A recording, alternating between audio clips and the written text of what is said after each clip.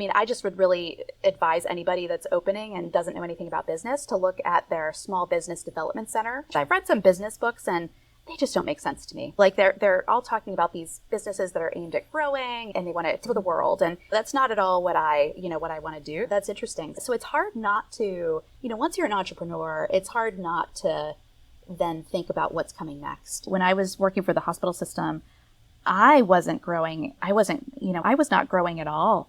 Welcome to DPC Life, the podcast where independent doctors share real stories, bold ideas, and the freedom of doing medicine on your own terms.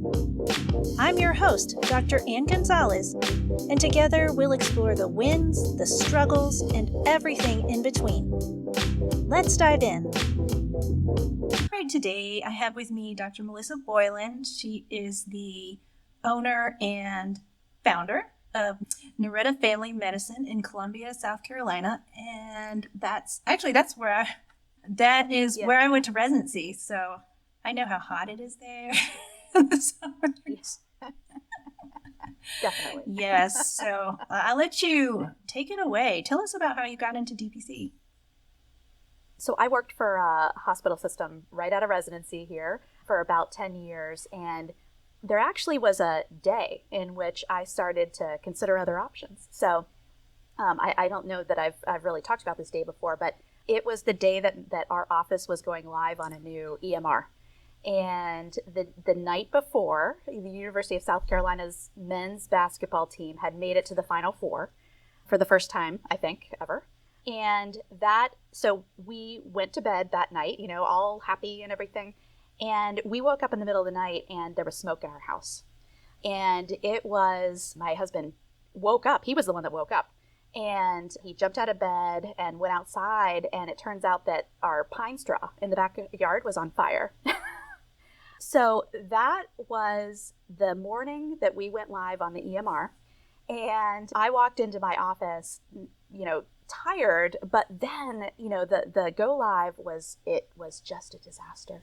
It was just not great. So it was that day that I made the decision. I was like, what am I doing? I need to look for something different. So and then I spent the next 3 years trying to figure out what I wanted to do. And I came across DPC and thought about it for a while, but I had some concerns about it. So I had to kind of sleep on it for a while. And then I just decided that that I went to a conference, and I decided that my fears were kind of calmed down by talking to people at that conference. And so I decided to do it. So I opened Noreta in July of 2020. So in the middle of the beginning of the pandemic. Good timing. So yes. Although actually a lot of people did great during the pandemic. A lot of DPC offices. Absolutely. It was actually not a bad time to open a practice. I mean, people were getting used to working at home, and so emails were answered very quickly. It wasn't a terrible time. And I was able to start seeing patients in person. We didn't have to do, I didn't close the office to patients in-person visits. So it actually worked out okay. You had 3 years to kind of, well, maybe not a whole 3 years to kind of plan your DPC, but you were thinking. Yeah, I was thinking about it. It took me I think I made the decision in August of 2019 to do this. And ironically, here again, we're with Mother Nature. It was on the day of a hurricane that came through Columbia. So it was, so lots of ties to Mother Nature, big decisions being made on on days of disaster. But anyway, it was in August, and then I opened in July. So 2020, and since then, so we're in 2025 now, so it's been 4 years, a little more than 4 years for you. And what do you think? I'm sure there's lots of ups and downs throughout, but what would you say probably like the best thing that you did that has worked for you? So that's interesting. The best thing that I did, well, probably not spend a lot of money when I started up. I think that was, far and away the best decision that I made. I think I've always been somebody that likes to save money, and I think not having a lot of debt right out of the gate was a really good decision that I made, especially because I wasn't sure how it was going to work with the pandemic and if people were going to sign up or if they weren't. So that was a really good decision. And then I think my second good decision was to hire somebody to help me. So there came a time about 2.5 years in where I was really just spending a lot of time and working. So I hired somebody, and I made some false moves with that, but I ended up hiring a gap year student who now does phlebotomy in my clinic, and then also does, front desk stuff and things like that. That was a really good decision at that time because it's mutually beneficial for me and for him. So when you said you kind of kept your overhead low, was there something in particular that you thought, wow, that was really good, that really helped me keep it low? Like, were you renting or? Yeah, definitely renting. I'm still renting. I'm in a place. I started out subleasing a space, and then I got kicked out 4 months into my sublease. That's the danger of a sublease, I guess. The landlord can just kick you out. I didn't do anything to deserve it, but I think it was just a tax thing that happened. But I was lucky to find a space that was affordable after that. That's been very, very helpful to have a low amount of money that I'm spending on lease. It's great.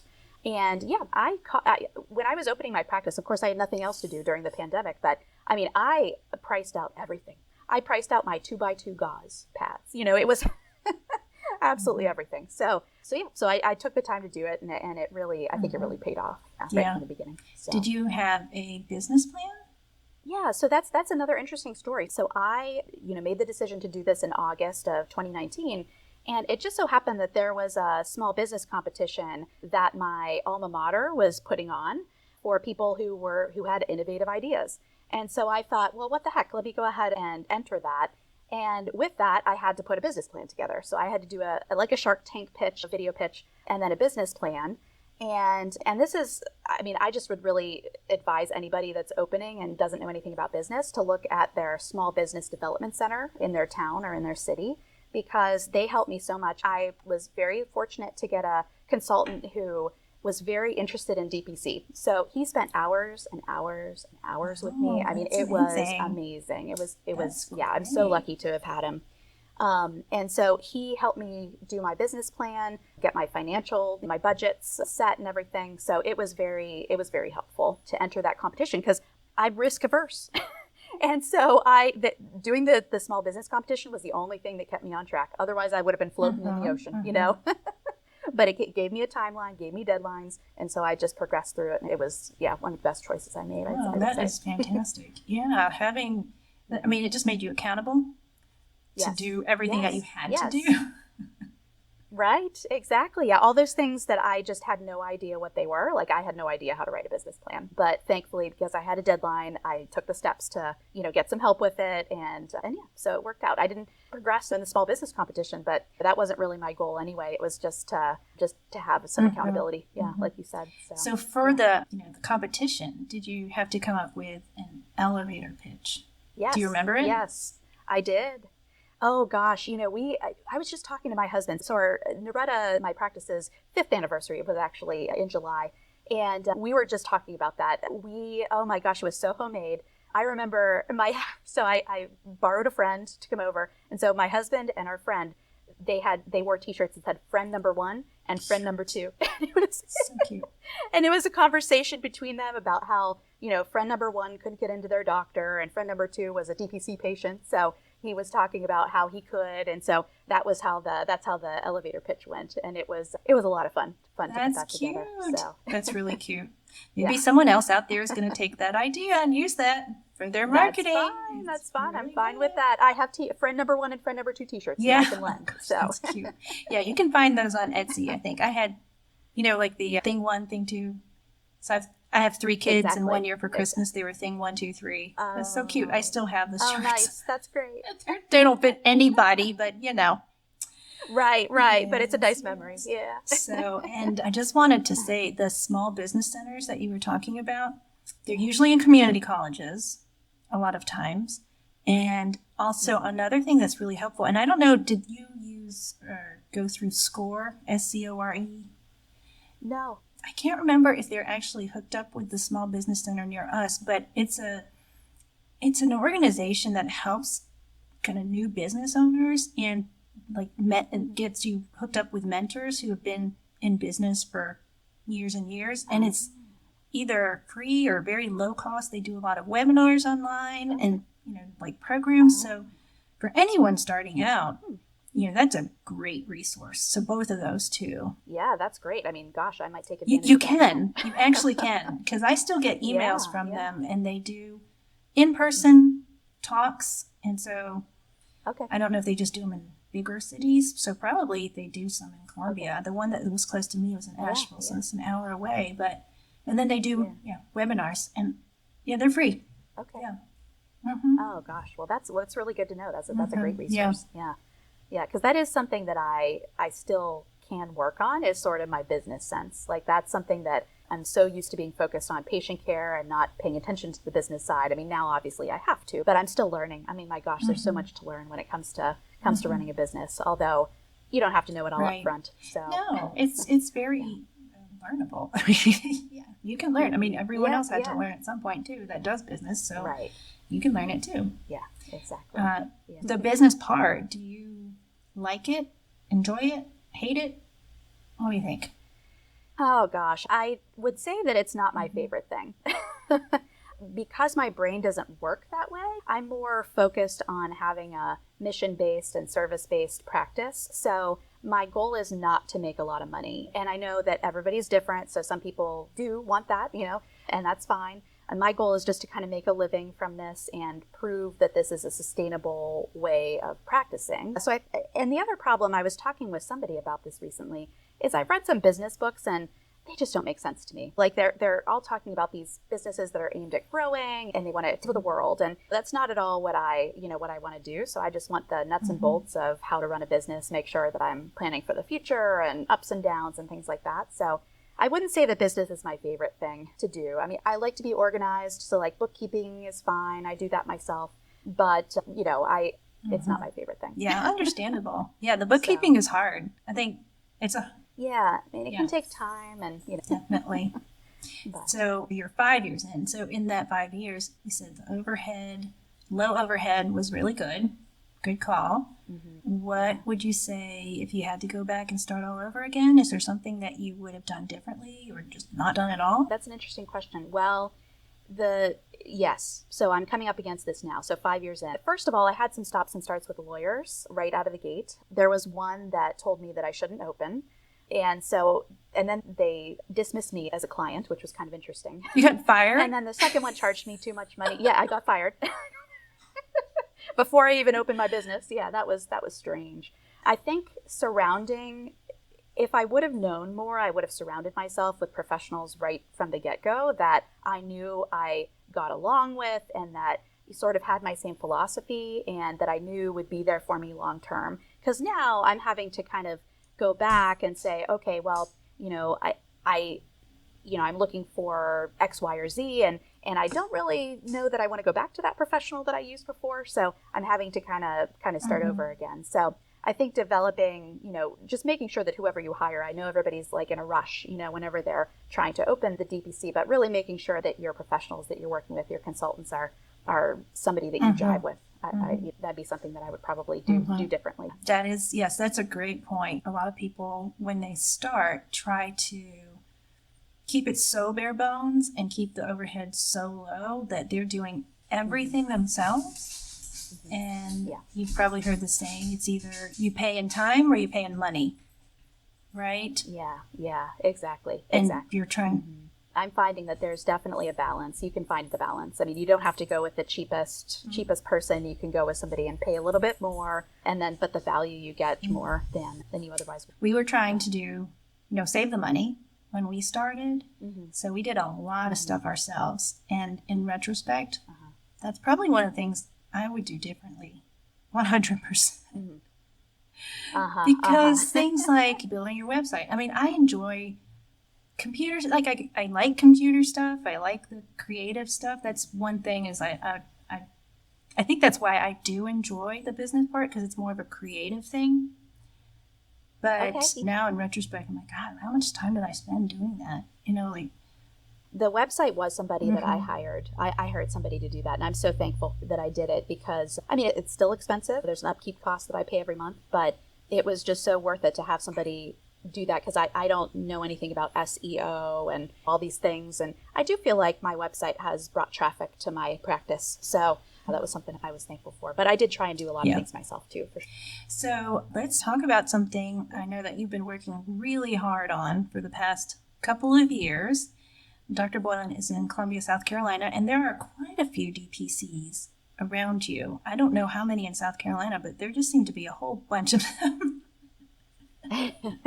Yeah, there are a couple in Columbia. There aren't that many in Columbia, but spread out all over the state. There are, I think we counted there something like 25 That's or great. 30 maybe. She's been working on something special, very different, kind of new in DPC world. So tell us more. The group of us, South Carolina is a relatively small state. We feel like we know everybody that has a DPC. We might not know absolutely everybody, but we know a majority of the people. The thought was, we had been talking about it for a while, just trying to get a MSO, a managed services organization, together for the DPC docs in South Carolina. Before you go into it, would you and it explain an MSO? Because I had no idea about this 4 years ago. I don't know that I can still really explain it in detail. But the goal, we sat down and we just said, if we did an organization, regardless of what type of organization it was, we wanted something that would kind of bring us together and be able to negotiate, with vendors. We wanted to have a presence, all of the DPC practices together. So we had some goals that we wanted to achieve.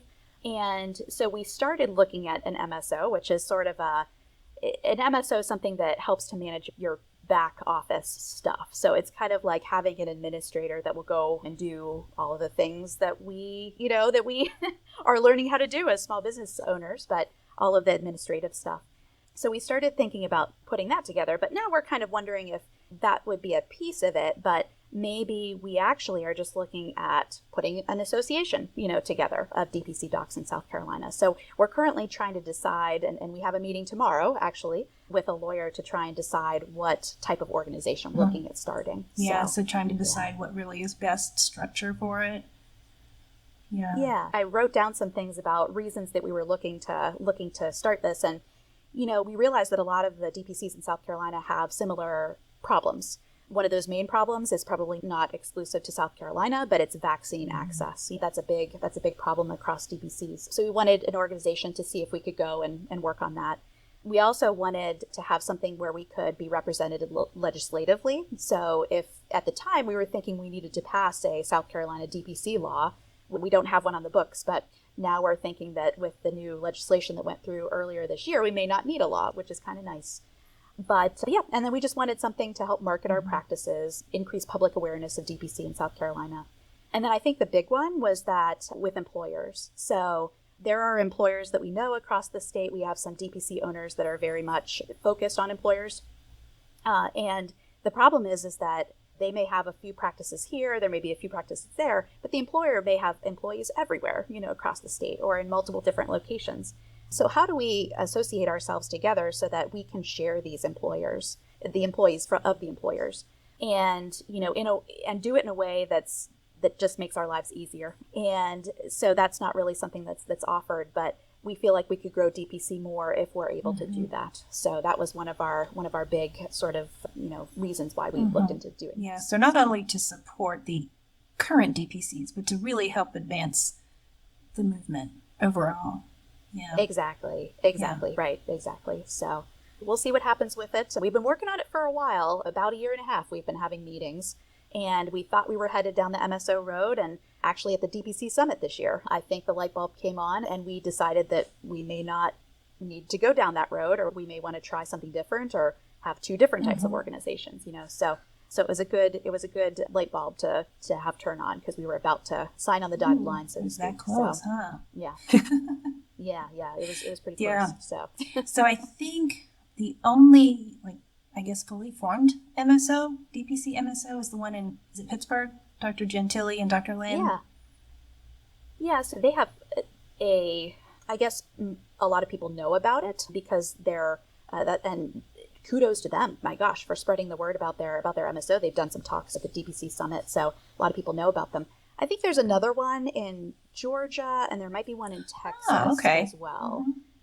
Those are larger organizations, and I don't know a lot about them, about how they're run, who they're owned by, and that kind of thing. But yeah, I think there are a few other ones out there. But the one in Pittsburgh we've talked to Dr. Gentili and her partners about how they started and how they're structured, and it's been very helpful. I'm very grateful to them for talking with us. Yeah, so. Well, I'm really interested to see what happens, because the first time I heard about the MSO in Pittsburgh, I thought, well, that's a fantastic idea. And actually, when we first opened, the group that my partner and I left was part of an MSO. It's Okay. Oh gosh, it's been so long. United Women's Health. So the group we were in was an OBGYN/primary care office, and it was probably one of the only independent OB/GYN offices left, because everyone has been just bought up by the hospitals. And they, it just got to the point, I mean, it was hard because in being independent, you don't have any leverage for the insurance companies, right? Exactly. For reimbursement and contracts, you just can't. And you go to them and they just laugh at you because, what are you going to do? You can't, there's nothing you can do. So, I mean, it was really, really hard sometimes, and now, I know now, had no idea. Of course, those margins sometimes are so thin, you're barely making payroll, right? Yeah. And right. So, I had no idea, but now I understand. But so that it got to a point where it was either sell to the hospital or do something different. And so somehow they ended up in this MSO. I'll just say MSO. Services organization. Yeah. I know, it's a mouthful. And so, but, we thought, okay, that's really good because, when you start a DPC, even if you're trying to keep it lean and you're trying to keep it small, you do have to purchase some things. And some things, when you buy it, you have to buy 100. You have to buy 100 speculums. You have to buy... Yep. 50 vials of lidocaine. How many are you going to use in a year? Unless you're doing heavy procedures, you got to buy 1,000 syringes. You got to buy...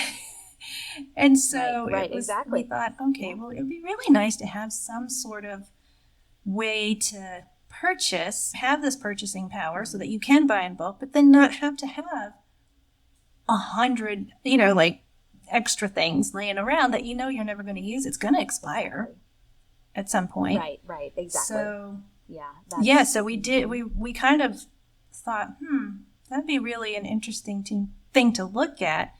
Mm-hmm. Because when you start DPC, you're just wow, I'm going to have so much more time, right? Yeah, you're going to have so much more time. And I do. I mean, I'm not saying I don't, but, you start thinking about all these different things that you want to do and with that time. Right, exactly. Exactly. Right. That's very true. I mean, and this is sort of taking us a little bit on a tangent, but, I published a research paper recently. That was one of my goals, lingering goals from residency was to publish a research paper. And so I finally did it. It was a small study with some, it was not as randomized as we would have liked and all this kind of stuff. But but it did show, that DPC doctors actually work as many hours as non-DPC doctors. But despite that, we feel less burned out and more fulfilled. And so, I obviously I didn't participate in I didn't take the survey for our project, but I mean, I totally understand how that's the case. I mean, it is, being a business owner is a lot of work, but at the same time, it's yours, and, but there are some things that would be nice to, if you could collaborate with other practices to do certain things, it would make your life easier. So, and you don't have a big organization anymore behind you, because I worked for a hospital system for a while. So that's gone. So you got to figure it out on your own. So why not collaborate, And it's interesting talking about independent practices. I went to a independent physician meeting a couple of months ago, and I learned this and I had no idea. In South Carolina, only 17% of physicians are independent. 17%. And that's below the national average. I was just shocked that it was so low. So it's important, I feel like, for us to collaborate and hopefully start something that can bring our, that can help us all. Yeah, so. Yes, I am very excited to see how that works because, if your model works and can be replicated, exactly. That would be wonderful. Exactly. Yeah. I know.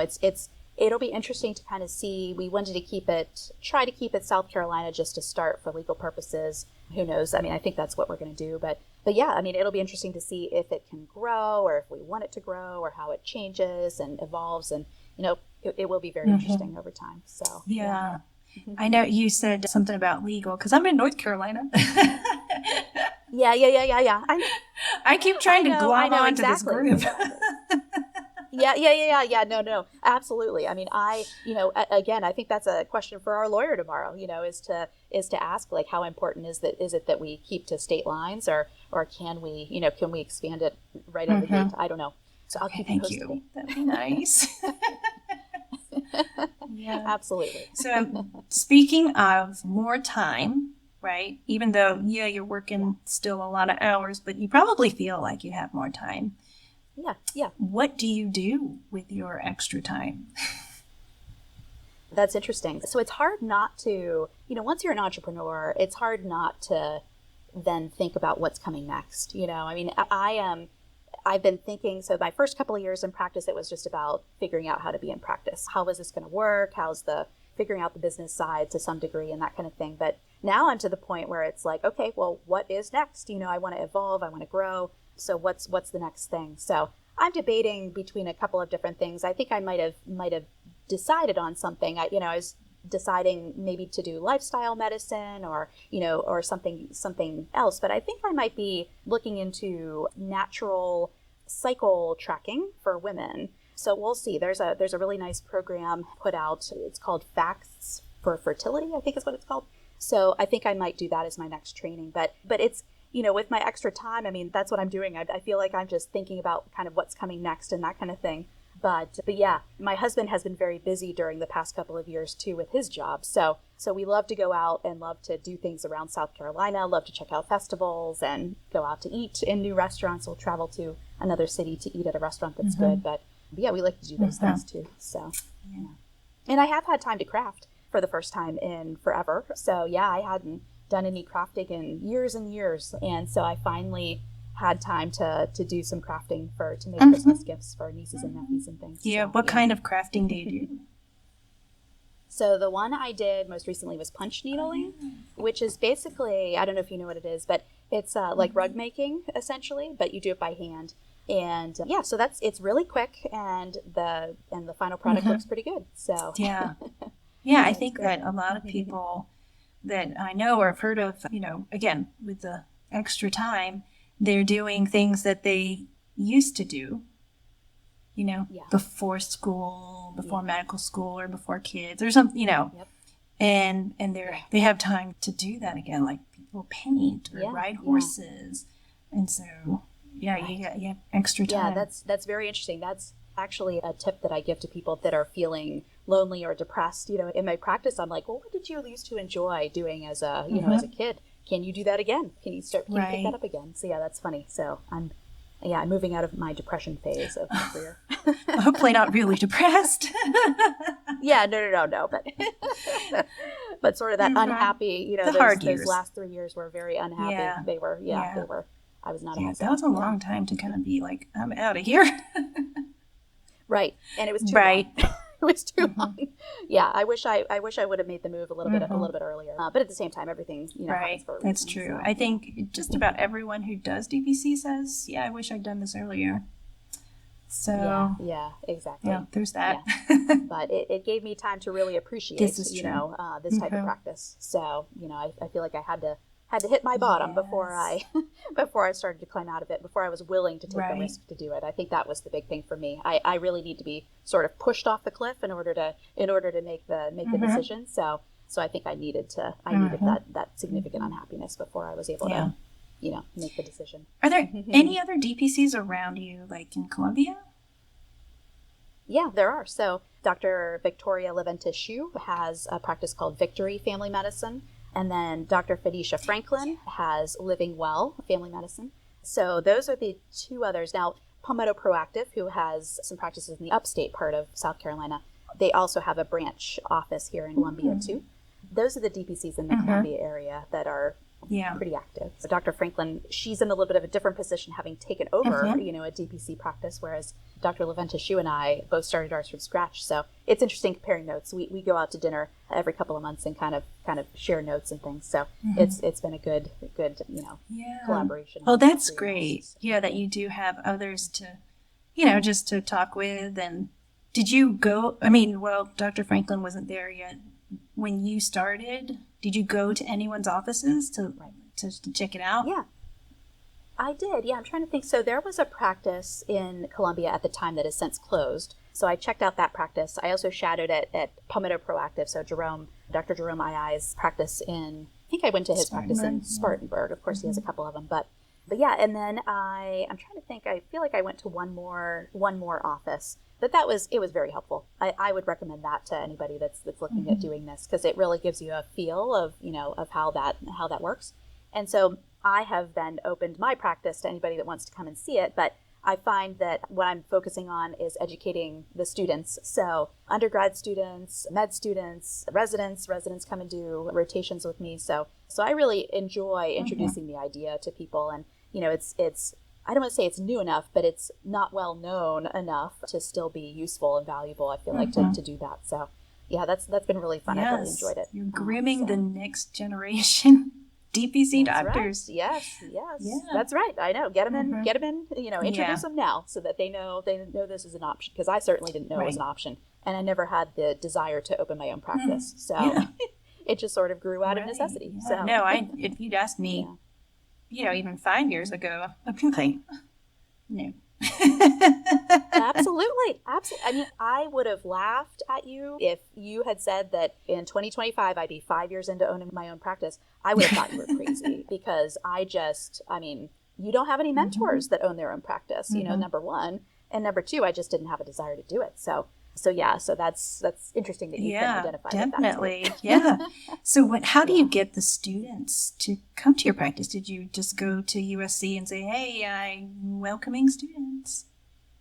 Yeah. So actually, I don't know how this happened to begin with. I'd have to think about it. But I was actually invited by the Pre-Health Honor Society at USC to come give a talk to them. So they're very, very well organized at USC. Yeah. And so they have these chapter meetings, once a month, or, I guess it's once a month. And then they invite a guest physician to come in and talk. So somehow I got looped into that. And I gave a talk a couple years ago. And then after that, that's sort of, it's just been a continual cycle of students asking to shadow me. So I don't have them in that often, once a week or twice a week is usually what I do. But so that led to the Pre-Med Honor Society asking me to come and give them a talk. So it's just kind of been like a loop of people. And then I got hooked up with the Family Medicine Interest Group at the University of South Carolina's School of Medicine. So this week, or was it last week, I went and gave them a talk about DPC.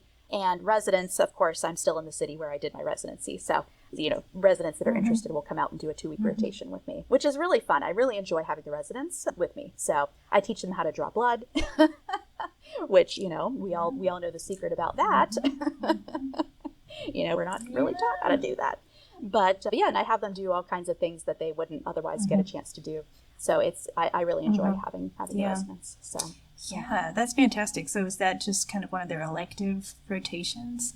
Yeah, exactly. Yep, 2-week electives. And I guess they have more freedom, because when I was in residency, and I think probably when you were there, it was very regimented. Like, you didn't have a lot of freedom to, do things that you were really interested in or possibly interested in. But I think their schedule has changed and allowed some flexibility. So yeah, I'm trying to think how many I'll have this year. I think between July and December, I think I'll have 3 different residents that are coming out to do a rotation with me. Yeah, and then they all come out during their practice management rotation and spend an hour with me, and I just kind of tell them about DPC and show them my office. Yeah. So, yeah, but I'd recommend it. I mean, to anybody, it's just so fabulous. I really, really enjoy it. So anybody that has a residency in their town, reach out. There's actually another family medicine residency here now, and yeah, I'm probably going to reach out to them too, just to say, hey, I'm here, if anybody's interested. So there's 2. Wow, that's great. The other hospital system in town. So okay, that's new. Yeah, they started one a couple years ago. So cool. Yeah. Well, that's good. Yeah, the more residents, right? The better. Right. That's fantastic. Yes. Yeah, exactly. And I tell everybody, I was like, you don't have to do this right out of residency. I mean, I don't know. Like I said, I wasn't interested, but I also feel like there's probably some value in getting out into the world and figuring out what kind of doctor you want to be, which, you may not know coming out of residency, and getting some experience under your belt first. So I tell all of them, you don't have to do this right out of residency, but I just want you to know it exists and it's here, and I'm here to help if you have any questions. So, So when you go and do these talks for med students versus residents, do you give them the same spiel, or you use different talks? That's very interesting. Right. So my talk for residents, I thought that I was just going to give the same talk to the med students. But as I was going through it, I was like, I think there could be other valuable things that I want to add. I did a more basic talk for the med students compared to the residents. I talked a little bit about myself in my resident talk because I wanted people to know kind of what my characteristics were so that they could decide if that was, fit them, which may not make sense, but I think you know what I mean. And so I did alter it a little bit. And I think I'm going to give a version of this talk to the college students that I'm giving a talk to on Sunday. So I'm going to further modify it and just really try to keep it super basic for them. But again, if it piques somebody's interest and if they don't do primary care, if they do specialty care, direct specialty care exists too. So that's so wonderful. So thank you for educating the new students, the up and coming students and residents about DPC from in USC. Yeah. And when I was working for the hospital system, I was not growing at all.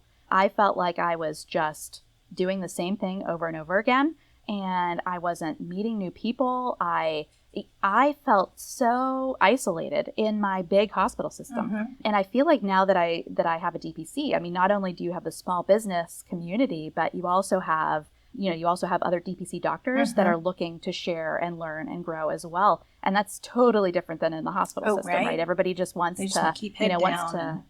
Exactly. And just make their money and move on. And so I was really shocked at how much more connected I feel being a part of the DPC community now, as opposed to when I was in the hospital system. I actually know people now. I've met other people. I kind of know some other practices that are in the area.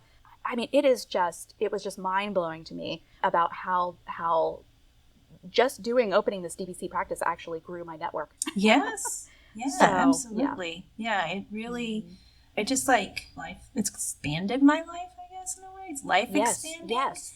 Because again, I was very stuck, just very much same thing, head down, taking care of the work, charting at night, all the things, taking care of the kids, all the animals, and running the, all the things. Yeah. All the things. Yeah, it was just a monotonous kind of rat race, right? And there was no incentive really to grow or learn new things. Right.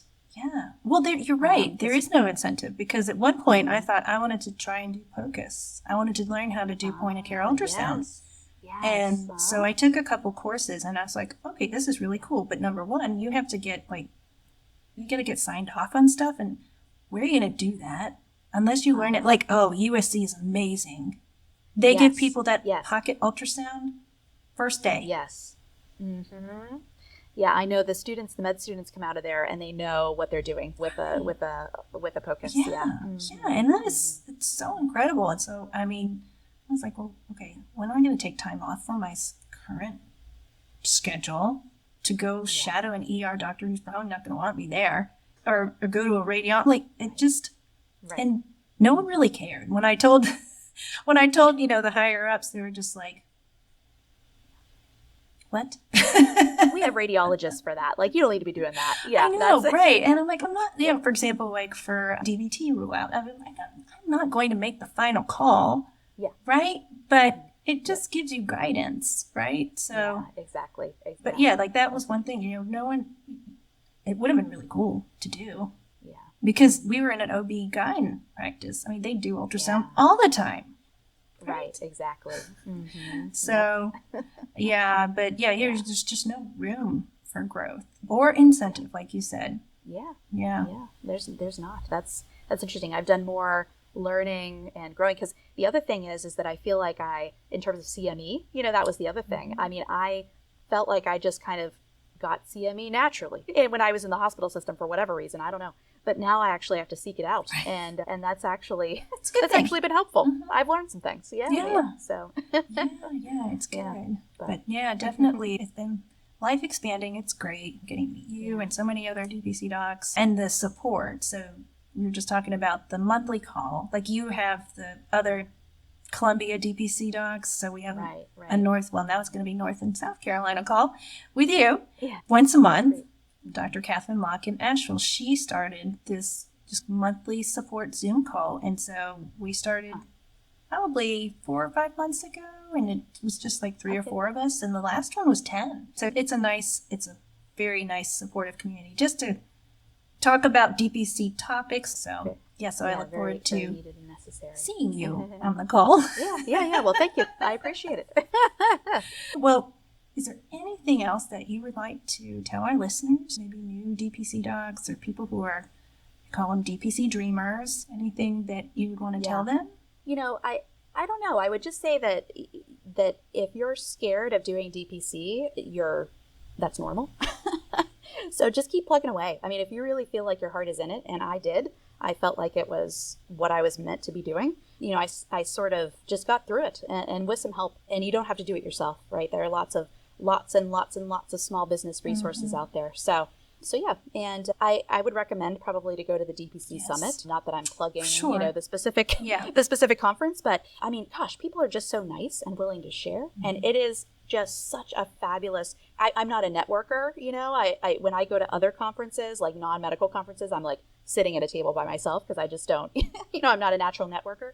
But you can't help but network at the DPC Summit. I mean, it really is, really is interesting how that works. Yeah, so very true. I know. I'm don't necessarily want to promote one thing over the other, but yes, the summit is amazing. And then it's summer camp for DPC docs. Yeah. I know we need like a bracelet making class. Yeah, exactly. Right. So exactly. But yes, so that the summit, and then I just always really talk about the DPC masterminds that the DPC Alliance does, because that's why I know so many South Carolina doctors, because I went to the one in Greenville. Oh, and okay. That was one of the best things I did, before opening up. I can believe it. Yeah, I didn't have a chance to go to one. I've never been to one. I guess now I'd be more of a veteran than a mentor. Yeah, exactly. But yeah, I can imagine that. I mean, having one-on-one or whatever it is, being able to ask your questions would be very, very helpful. It was a wonderful experience. It was the weekend before we opened, so. Oh, wow. Just the timing, just happened that way. But it was wonderful because, if you go to one that's fairly close to you, then you'll meet doctors that are near you. And then you get that, it's kind of like a mini residency group, I guess I would say, because a lot of us still keep in touch. And it's a wonderful support group. Well, that's one of the things that we're, with our MSO-like organization, that we're going for is we want to, so I understand that. All right. Well, I have taken up enough of your time, so please let us know, how do people find you? So people can go to Noreta's website. So it's noretafamilymed.com. It's Noreta, familymed.com. I'm on LinkedIn, and Noreta has a Facebook page and an Instagram page. So any of those places would be good to find me, and feel free to reach out. And if any students happen to listen to this, and you're in Columbia, USC, reach out to Dr. Boylan, and she'll show you what DPC is all about. I'd be happy to. Thank you so much for being my guest. I really appreciate it. It's so nice to see you and chat with you, and hopefully I'll see you next year at the summit. Absolutely. Yeah. Well, thanks so much for having me. It's an honor to be on your show. Kind. So. Thank you. Thank you for listening to DPC Life. If today's conversation inspired you, hit follow, leave a review, and share it with a friend who's ready for change. Remember, wherever you are in the journey, your DPC family has your back.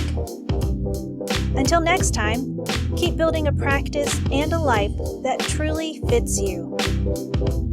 This show is brought to you by DPC Ads and Minutes and Harmony Ops Health, helping independent doctors like you grow and thrive.